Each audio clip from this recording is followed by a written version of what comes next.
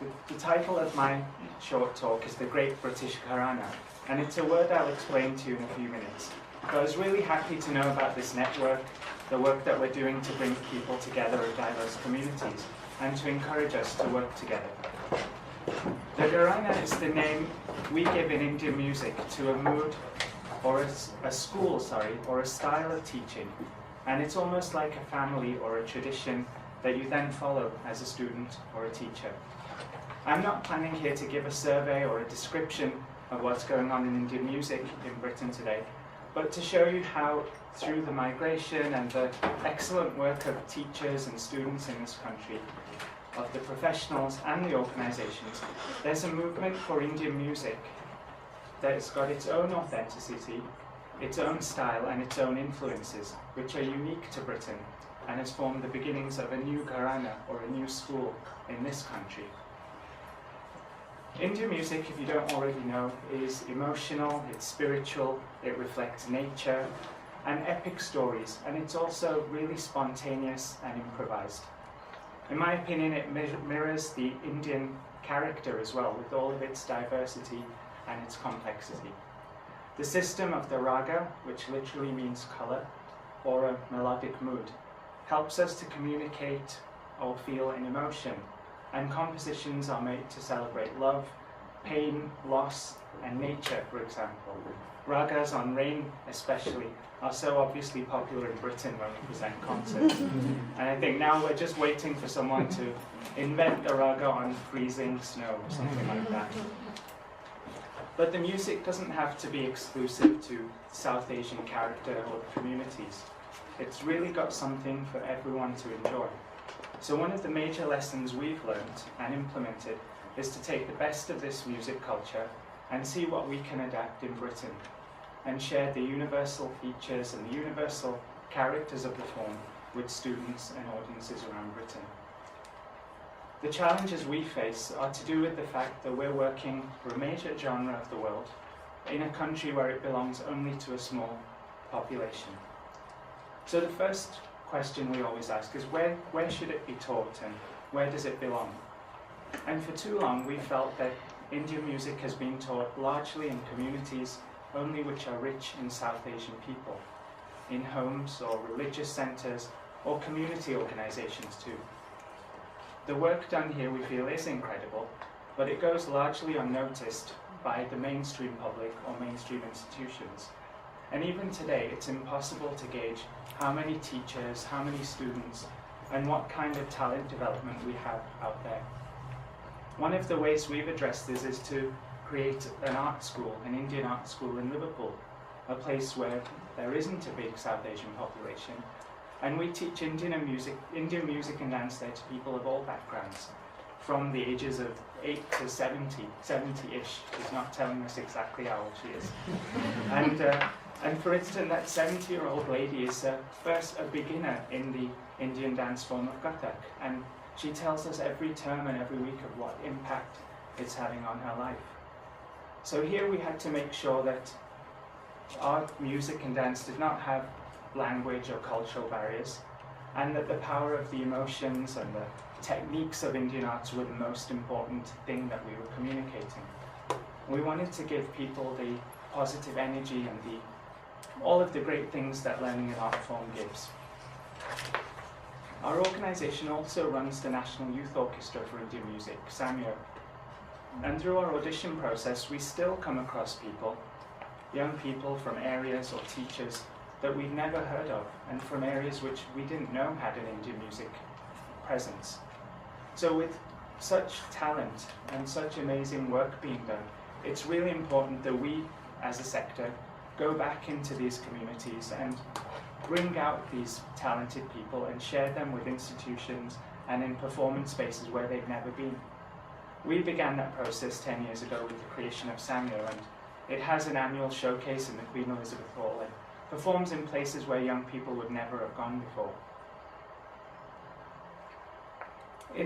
Another question that we always come across is, what is Indian music anyway in Britain? Where do we place it? What do we call it? Is it world music, folk music, community music?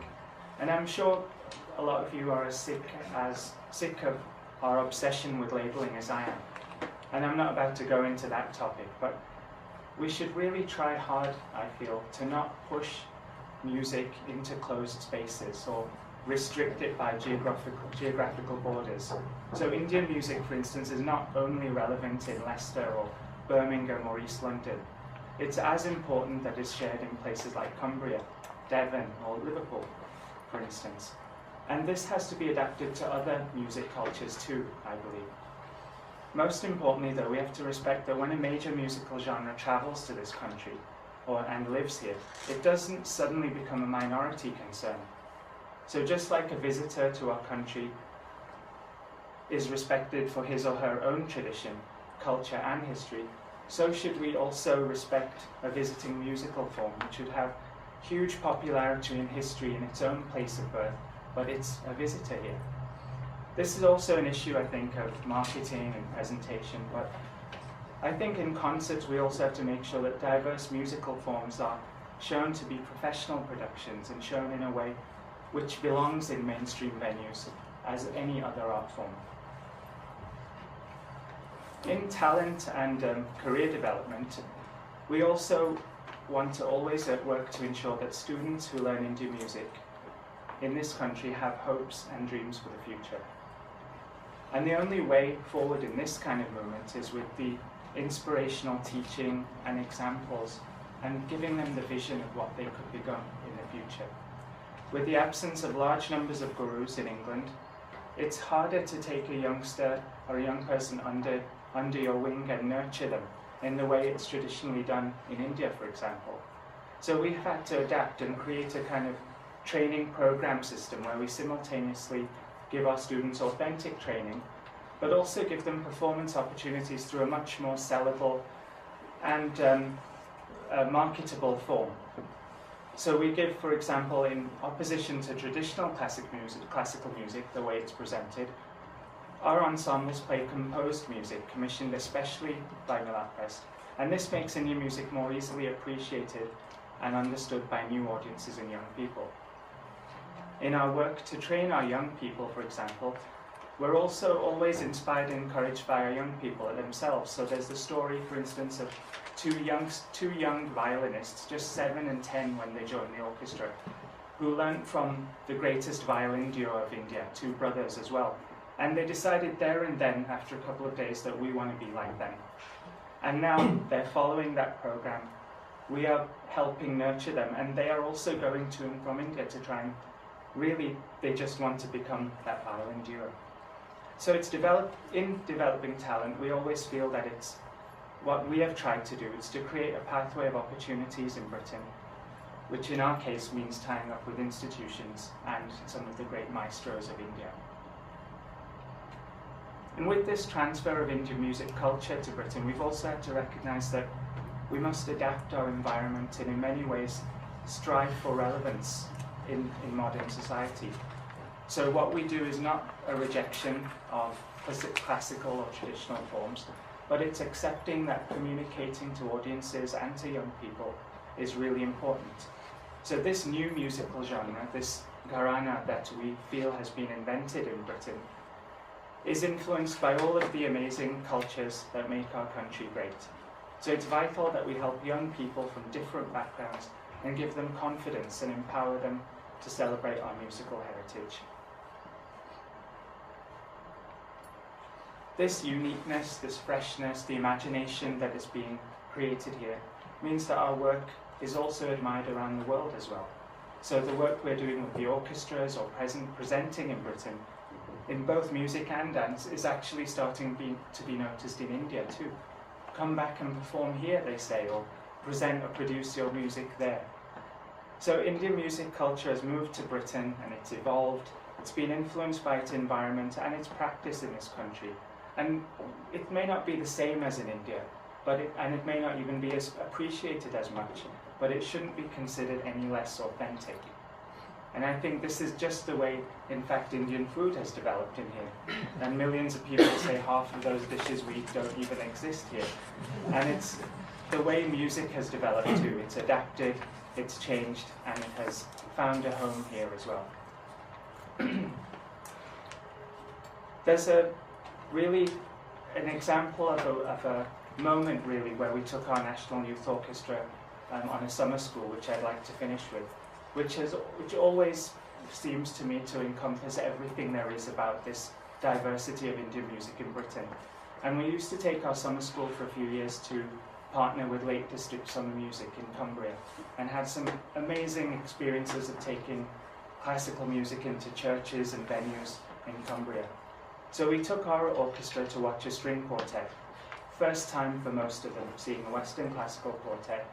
First time in a church as beautiful that, and in a village which they didn't even know where it was on the map, to be honest. And they were really enjoying that concert. And in the breaks, suddenly all of them started clapping. And all of our orchestra were just clapping enthusiastically and cheering. And then in a minute it was all over when we had the whole audience turned in on us and saying, "No, you don't do that in Western classical. You don't do that here." And on the way back, it was embarrassing. It was an eye-opener. And our children were just saying, "But why not? I wanted to show how much I loved it." In Indian music, we clap, we cheer, we express our love for the music. And it just made me think that this is the kind of integration and the kind of example of how close we need to come maybe in Britain. So I hope we can treat all of our amazing world art forms like that, because it really has the power to unite and empower all of our young people. Thank you. Thank you.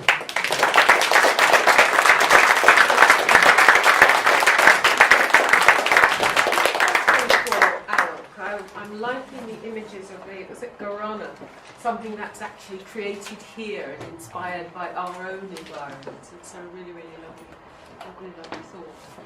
Any question? What's the English? Oh, sorry. Did you say what's the English spelling of Gharana? Yeah, Gharana. Thank you. Put an H in it. Yes. What's the progression route for youngsters when they, done their time with the orchestra? Is there any formal progression route? Like how many adult orchestras exist? Following on from the orchestra, we created an ensemble, national ensemble for music. So that's young adults. So that's the next progression route. We also have, our own organisation and quite a few promoters around the country do give performance opportunities, but they're few and far between. So they go through the ensemble. The hope is that they then get noticed and connected with other dance companies or with international tutors. But bringing them back into music as teachers or professionals, that's a gap at the moment that we're working on.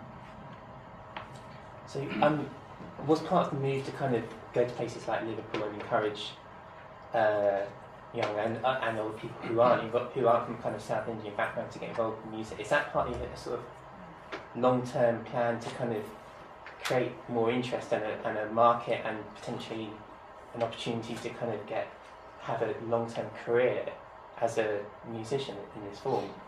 Yeah, definitely. Did you mean so going into places like that? Yeah. And kind of a long-term plan to kind of create a market for definitely for where someone might be able to have a career. Definitely, because we don't want to because there are schools and institutions who need to, or we feel should be exposed to Indian music, and so members of our ensemble, for example, can have that as a progression route to go and demonstrate and perform. Okay, just two more questions if we can take them together.